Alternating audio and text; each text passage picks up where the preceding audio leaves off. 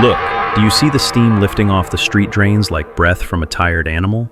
You're standing where gossip travels faster than messengers. And today, your legs could cost you everything. The rule is simple. Inside the city, your clothing tells the court who you are before you ever speak. The constraint is brutal. One wrong garment and you're not eccentric, you're suspect, enemy adjacent, un-Roman, someone the crowd feels allowed to punish. And now the forced choice hits you like cold water. Do you dress for comfort and risk becoming a target? Or do you dress for identity and accept the daily inconvenience like a tax you pay to remain safe? You glance down, bare calves, tunic hem, sandals on stone, and you realize Rome doesn't just govern with laws, it governs with eyes. Listen, there's a laugh from the corner, the kind that isn't friendly. Rome has a long memory, and it remembers trousers as a warning label. Oh, I'm seeing the mental map that people carry. Covered legs equals foreign legs, and foreign legs equals trouble. The word itself, bracca, trousers, doesn't land like a neutral noun here. It lands like an accusation, the way a slur lands. Records and later writers connect the term to northern peoples, Gauls especially. And that origin story matters because Rome likes its borders sharp. You feel it.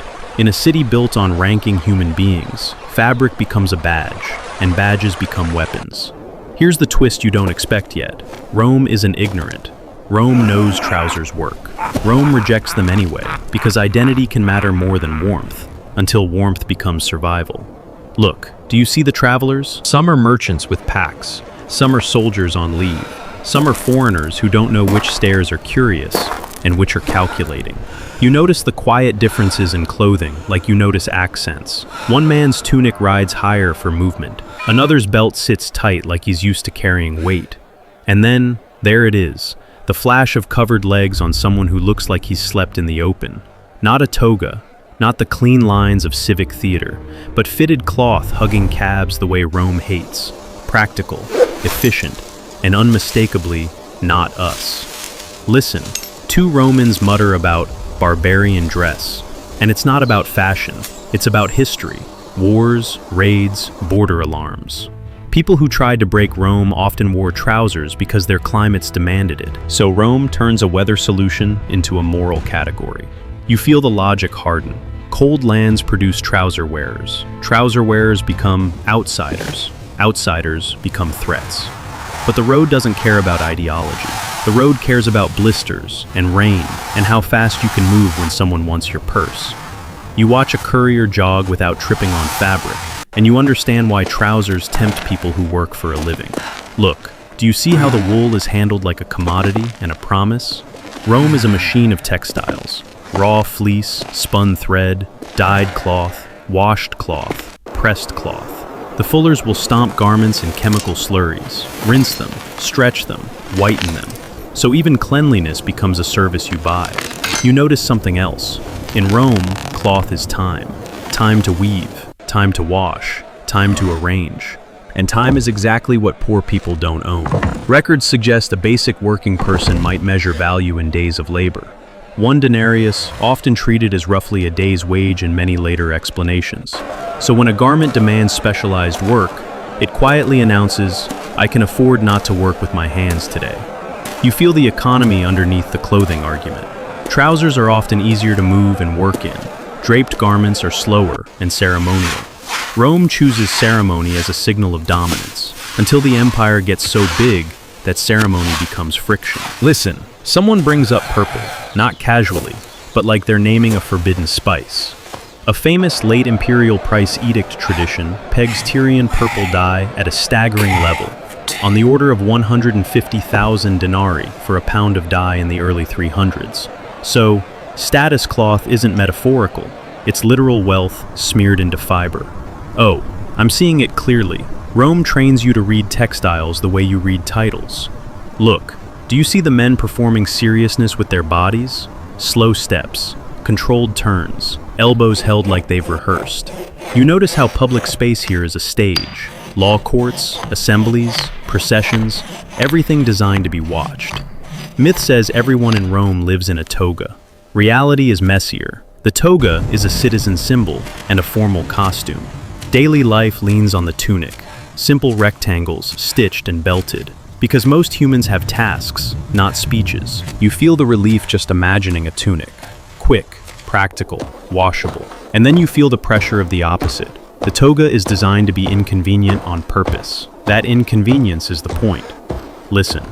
There's an old story of emperors pushing toga discipline in public spaces. Later commentary on Suetonius notes Augustus's efforts to encourage or enforce toga wearing in the formal public sphere, and the idea echoes later with other emperors.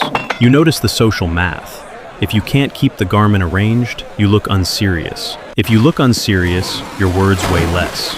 Oh, I'm seeing the toga as a social filter. The fabric doesn't just cover you, it slows you down.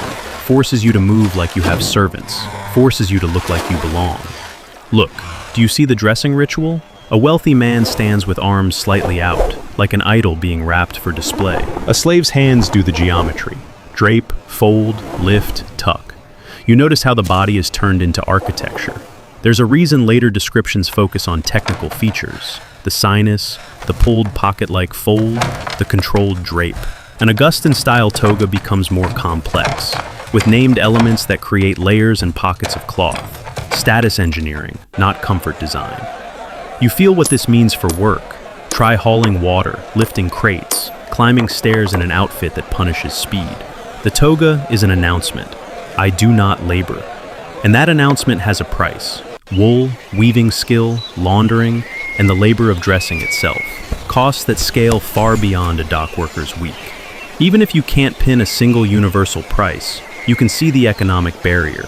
The garment is a luxury because it consumes time and trained hands. Listen, inside the house, no one calls trousers evil. They call them useful, quietly, the way you admit a guilty comfort. But outside, in the street, usefulness can be read as weakness, like you're dressing to run.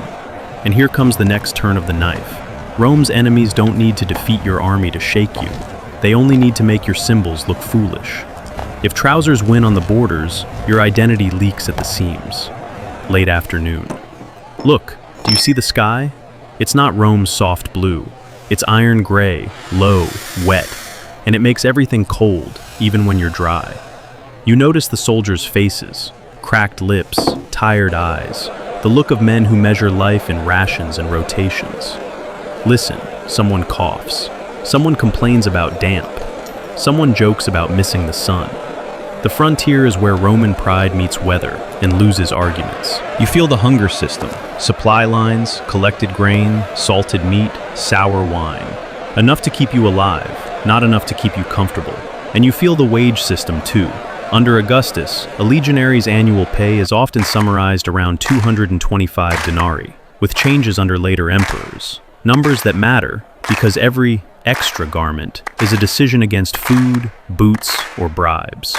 Oh, I'm seeing the clothing compromise. Soldiers adopt leg bindings, fascia, wraps that don't look like full barbarian trousers, but keep warmth in and mud off. Sources discussing trousers note fascia as a recognized practice, and even a social signal in certain contexts. You notice the footwear too, heavy-soled military sandals and shoes, caligae and other forms. Leather that survives in wet soil long after bodies are gone. Listen, there's talk of socks and layered foot wraps, the kind of small detail that tells you people were adapting constantly on cold frontiers. Archaeology around Hadrian's Wall region has produced enormous collections of Roman shoes, and the scale of it screams daily struggle, not marble statue fantasy. You feel the truth. If your toes go numb, ideology doesn't warm them. Look, do you see the market policing? Official eyes, unofficial hands. A city this big survives on rules, but it runs on selective enforcement. You notice how watchmen don't just look for thieves, they look for leverage. Listen, this is one file from the late days, the kind of story that survives as a pattern even when names blur. A cloth merchant from the provinces, call him Marcellus if you need a name, returns from years supplying a frontier unit. He's not rich like a senator, but he's comfortable. He wears a respectable tunic, and under it, fitted trousers, because he's trained himself to move fast and stay warm. He steps into the market, thinking no one will care. A minor official sees the outline at the ankle when Marcellus lifts a basket. The official doesn't shout, he smiles. He pulls Marcellus aside and whispers the threat. This is the city. Do you want a complaint filed? Do you want your goods delayed? Do you want your stall closed? You notice the trap. It's not about morality. It's about extraction. Marcellus offers a small payment, enough to end the problem. The official laughs and raises the price. 2 more men appear, not quite guards, not quite criminals, but the kind of helpers who make a problem real. Force choice number 1. Do you pay and teach predators that trousers are profitable? Or do you refuse and risk losing your goods, your reputation, maybe even your legal standing if the accusation sticks? Marcellus pays, because rent is due, workers need wages, inventory can rot. The official takes the coins and still confiscates 1 bundle of fine cloth as evidence, which is just theft wearing a badge. You feel the street law system. Regulations become a pretext for extortion, especially when the rule is hard to enforce evenly. Discussions of trouser bans emphasize reliance on local officials and social pressure. Perfect conditions for shakedowns. Oh, I'm seeing why clothing laws are so tempting to power. Legs are always present, and fear makes people cooperate. And now the bigger turn.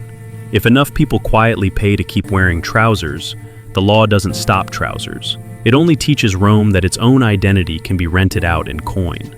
Look, do you see the performance of legality? A few lines read aloud, a crowd pretending these words control the world. You notice how officials talk about tradition, the way soldiers talk about discipline, as if the fabric itself holds the walls up. Listen, the panic language. Boots and trousers inside the venerable city, forbidden, identity protected by decree. Later retellings connect a late 4th century ban to imperial authority and the Theodosian legal tradition. Even in paraphrase, the point is clear. The state tried to make trousers disappear through punishment. You feel how unrealistic it is. Rome is stuffed with foreigners, traders, sailors, visitors. If you enforce this perfectly, you choke your own marketplace. If you enforce it selectively, you create corruption. So the law becomes theater, another toga draped over reality. Force choice number 2 hits ordinary people. Do you conform and accept the city's identity tax, or do you gamble on being overlooked, bribing when needed, living with the low-grade terror of a sudden accusation? Oh, I'm seeing the social split widen.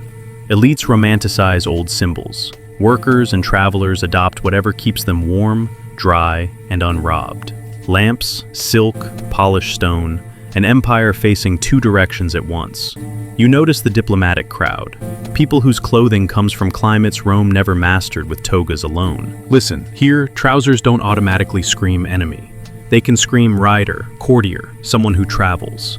The East is closer to Persian influence, closer to steppe riders, closer to the practical wardrobe of long-distance power. And over time, Byzantine and late Roman court dress becomes a complex system of tunics, cloaks, panels, and ranked textiles, heavily coded, strictly regulated in later descriptions. And here the price system roars again. If purple dye costs astronomical sums in the late Empire, then what you wear is literally what you own, displayed on your body like a bank statement. Oh, I'm seeing the psychological shift. The West treats trousers as contamination. The East treats them as a tool. Same empire, different survival instincts. This is a turning point you can feel in your gut. Once power looks comfortable in trousers, ridicule stops working. Rome can laugh at barbarians until an emperor, a general, or a court starts borrowing the barbarian solution openly. Look, do you see where the empire's romance dies? Not in speeches, here, in drains. You notice the reality no statue shows. Sickness, parasites, contaminated water, the slow grind of cold and crowding.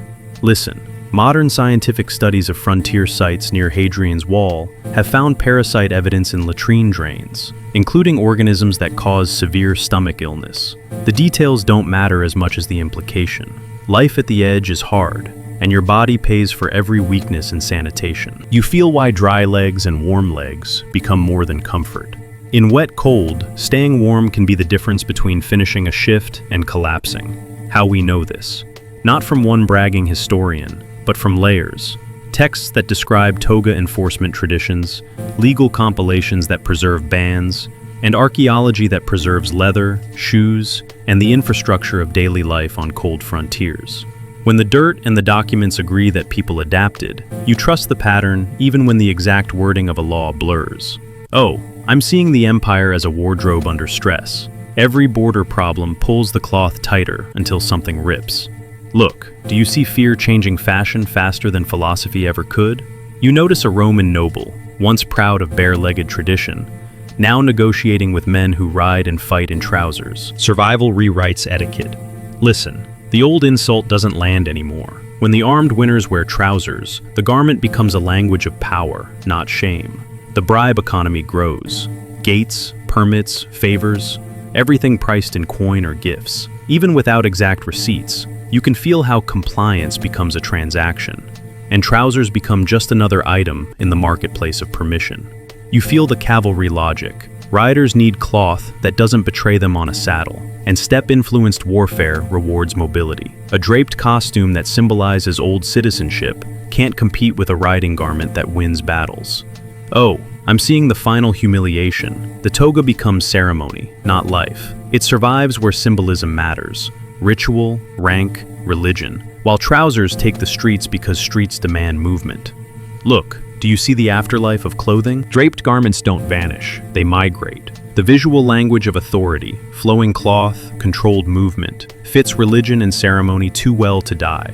You notice how institutions preserve costumes the way they preserve myths, as tools for separating insiders from outsiders. And you feel the irony. The empire that mocked trouser wearers ends up living in their practicality, while its own draped identity survives as formal theater, robes, vestments, staged importance. So here's the last question, forced and sharp. When the next wave of outsiders brings a better tool, whether it's clothing, technology, or law, do you cling to identity until it breaks? Or do you steal the tool and pretend it was always yours? Because next time, you're not just watching Rome argue about cloth, you're watching it argue about faith, citizenship, and who gets to call themselves Roman when the empire's borders move inside people's homes.